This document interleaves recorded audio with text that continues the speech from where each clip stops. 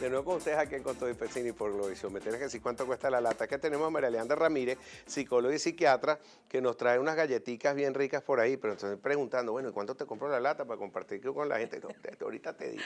¿Cómo estás, María Alejandra? Encantado de tenerte aquí Bien, con la gente fundana. ¿Cómo estás? muy bien, gracias. Gracias por la invitación hoy. Mira, hoy vamos a manejar un tema que quiero manejar con toda la altura, objetividad posible, porque es un tema que es complicado, porque es la sexualidad infantil. Y somos, a la hora de la final, los humanos, por más que nos creamos, a la final somos como los animales y tenemos nuestras funciones, tenemos nuestros deseos, tenemos nuestra biología, tenemos todo. Y los niños, hay unos que tienen y demuestran más sexualidad que otros. De hecho, vemos que niños, por ejemplo, que nacen con síndrome de Down tienen más interés en ese tema que otros. Yo he visto a niñitos a través de otra fundación Sí, de Invedin, que he visto que los niñitos como que tienen más pareja o que desarrollan más la mente masculina o la mente femenina desde más chiquito y sus deseos y sus prioridades. Pero yo quería que me hablaras de este tema, que vas a tener un foro que ya vamos a hablar de eso, entendiendo la sexualidad infantil, por favor. sí, el tema de la sexualidad es complejo porque abarca todos los espacios. O sea, abarca desde el nacimiento hasta que nos morimos. Somos sexuales desde el nacimiento hasta que nos morimos. Entonces, y no solamente, a veces lo confundimos con genitalidad. Y Ajá. no solo es ¿Cuál es la genitalidad. diferencia? La sexualidad implica la genitalidad, pero también implica el rol de género, la identidad de género, cómo me siento yo, si soy una niña, me siento niña, cuáles son las conductas que se esperan de mí, que esperan papá y mamá, que me vista de rosado, que juegue muñequitas. Es decir, la sexualidad implica todas esas dimensiones. Y la identificación sexual del Y niño desde temprano. la identificación sexual, la orientación sexual, pero ya en la adolescencia, es decir, al adolescente le gustan las niñas y los niños, porque los adolescentes le gustan las personas del mismo sexo o del sexo opuesto. Por ejemplo, vemos a niñas jugando con los varones con carritos o niñas o varones jugando con muñecas. ¿Eso es una especie de alarma o simplemente es una fase? Uno se puede dar cuenta de la tendencia sexual de los niños desde que nacen a temprana edad. ¿Cómo uno como padre puede darse cuenta de estas cosas? Para nada, la orientación sexual de los niños es básica, es decir, los niños hasta los 11 años, por las propias características fisiológicas de la respuesta sexual, es básica. Entonces es chévere que los niños y las niñas puedan compartir. Se ha estimulado que las niñas solo jueguen con niñas o los niños solo jueguen con niños. Y eso no está bien porque termina generando dificultades en la vinculación más adelante. Sí. Entonces hay que promover, qué maravilloso sería que los niños, por ejemplo, jueguen con muñecas. Serían mejores padres. Serían mejores padres, además, en nuestra cultura, donde el padre está excluido de la familia, excluido entre ¿En qué comillas, sentido? excluido en donde las decisiones sobre la maternidad, sobre la crianza de los hijos, está exclusivamente asociada a la mujer. El papá, por ejemplo, no cambia pañales. ¿Sí? Si los varones pudieran empezar a jugar con muñecas sería maravilloso. Y eso es distinto a la orientación sexual. No tiene nada que ver. No tiene nada que ver, No, no hay no, ningún... absolutamente. Una cosa son roles de género, la identidad, cómo me siento yo si soy niño o niño, y otra cosa es cuál es el objeto de mi deseo, cuál es el objeto de la atracción, y eso empieza en la adolescencia. Mira, recientemente ha habido una tendencia a más tolerancia a los transgéneros y de hecho vimos a una famosa cantante muy Sí, bella, Karina, muy querida por el público, que tomó la decisión de su hija de 11 años que era sí. transgender. Esto es una decisión que toma públicamente, por lo que fue muy polémico esta salida de esta niñita de su sexualidad femenina para hacerse masculina. Pero mucha gente lo que decía es que ya eso era una decisión muy difícil, que hacerlo público le iba a traer consecuencias más fuertes a esta niñita. Con toda la objetividad del mundo, ¿cómo abordas tú ese caso, por ejemplo, Karina, que tan polémico fue aquí en Venezuela? Bueno, el tema del transgénero es un tema que no es el común, ¿sí? Yo creo que fue muy valiente, yo no quisiera juzgar de ninguna manera, para nada, me parece que fue maravilloso el tomar una actitud y una decisión en relación con su hija distinta a lo que puede ser socialmente aceptado. Entonces, efectivamente, cuando es transgénero es cuando el niño o la niña, si soy niña, tengo genitales de niña, no me siento en este cuerpo de niña y me gustaría vestirme de varón, me gustaría juegos de varón o del sexo opuesto, vamos. Sí, María Alejandra, pero una de las críticas que yo más leí era que era por la edad. Tengo entendido, y por lo mismo que dijo Karina, es que a esa edad, cuando se toma esa decisión, es mucho más fácil mientras se desarrolla en la adolescencia, cuando es algo tan evidente como lo que vivió esa niña, que es así. Sí. Pero también está la otra pregunta, que por ejemplo decían, bueno, que si una niñita pide a esa edad, a los 11 años, que quiere tener unos 500 cc de pecho, si, esa es la comparación, no la estoy diciendo yo, pero me la han hecho. Entonces, Sí. ¿por qué a una niña sí y a la otra no? Pero es que, bueno, eso no es, en esa edad, a los 11 años, no se le va a hacer ese tipo de cosas. Es decir, yo creo que la posición de ella es aceptar que lo que está sintiendo esta niña y tomar la decisión de enrumbar en términos de hormonas, por ejemplo, cuál va a ser su transición más adelante. A los 10 años no tiene sentido una operación o no tiene sentido... Tú como psicóloga y psiquiatra, ¿qué le hubieras recomendado a ella? Que me parece perfecto lo que está haciendo. Sí. Me parece absolutamente sano y coherente con la decisión de la niña y me parece maravilloso que además pueda haber esta sintonía familiar que además se diga en público y que se pueda hacer. A mí me parece una excelente opción. ¿Qué pasa si esa niña más adelante decide, no, me arrepentí, yo sí en realidad me siento identificada con mi sexo natural? Bueno, ¿qué problema puede haber? Pues nada.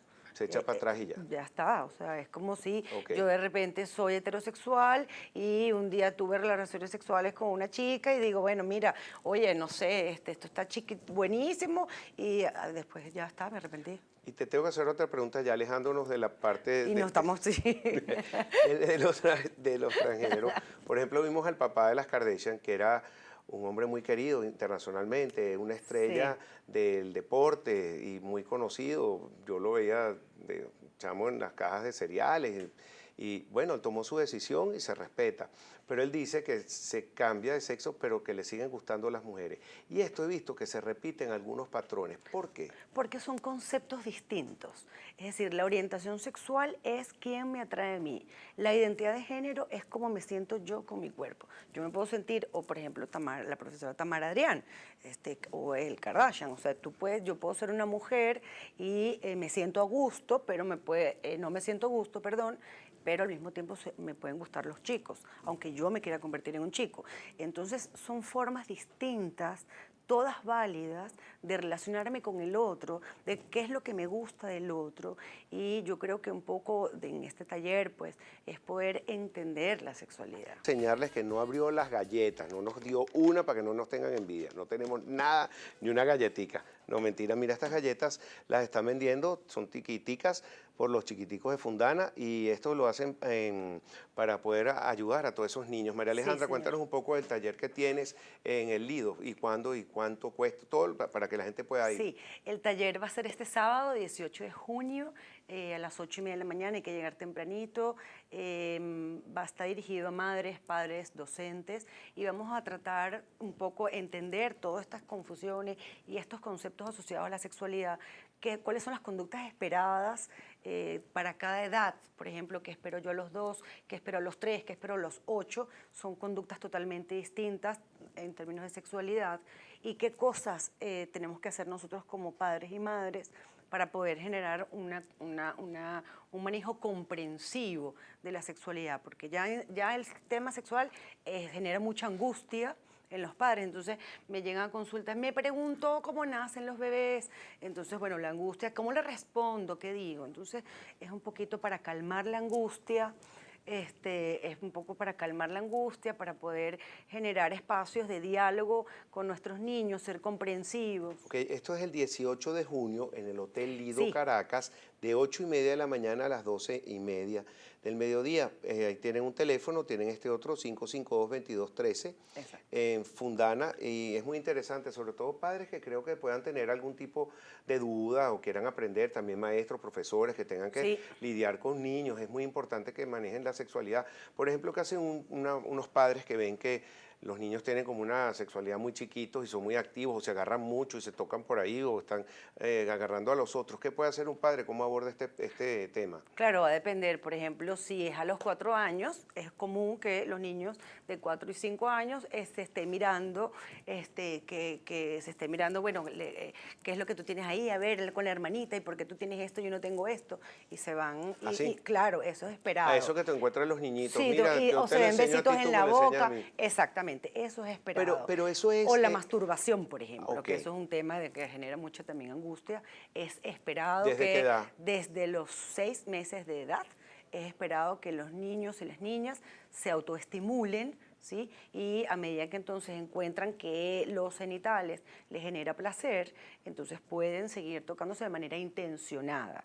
Y eso es natural, no se les puede pegar, no se les puede castigar. ¿Se les puede en fin, dirigir? se les puede dirigir. ¿Qué se les Oye, dice? por ejemplo, entiendo que eso te guste, que es rico, pero eso solamente lo puedes hacer en el cuarto o tú solo cuando te estás bañando, ¿sí? Hay alarmas también que entonces, si la masturbación es crónica o cada vez que el chamo duerme la siesta, solo, pues, entonces es también parte de este taller, es identificar conductas que pueden ser alarma para buscar ayuda especializada. María Alejandra, y también sobre un tema que no es solamente en Venezuela, pero aquí se ven muchos casos, es internacional, el abuso sexual, padres, de repente padres que puedan dudar qué está pasando aquí, qué le pasa a este niño, una persona fuera de la casa que va, una trabajadora, el mismo padre, la madre, sospecha.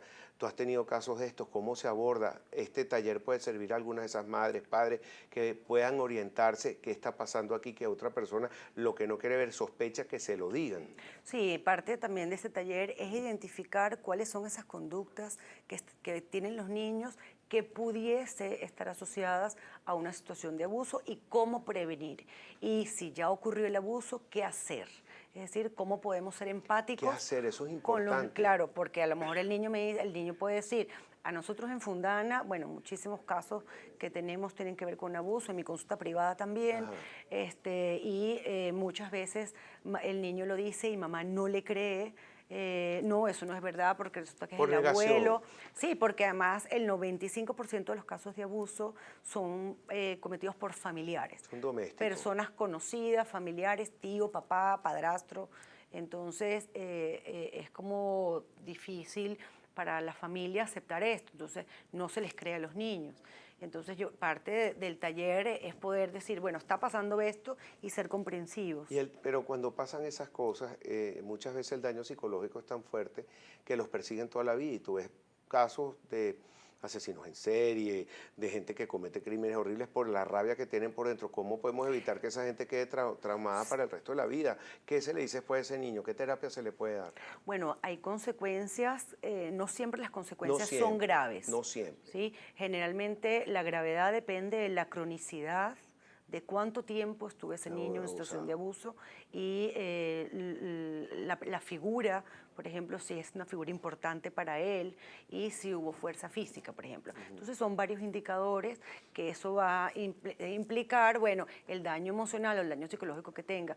Pero yo he tenido muchísimos casos de adolescentes o de personas adultas que lo han dicho en la adultez. En la adultez porque no se atreven de niños, además por miedo. No sí. me van a creer, me da miedo decir esto, Sí, entonces... me van a pegar, me van a fregar, no sé. Exactamente, me van a pegar. Además, mi abuelo me amenazó y me dijo que no dijera nada.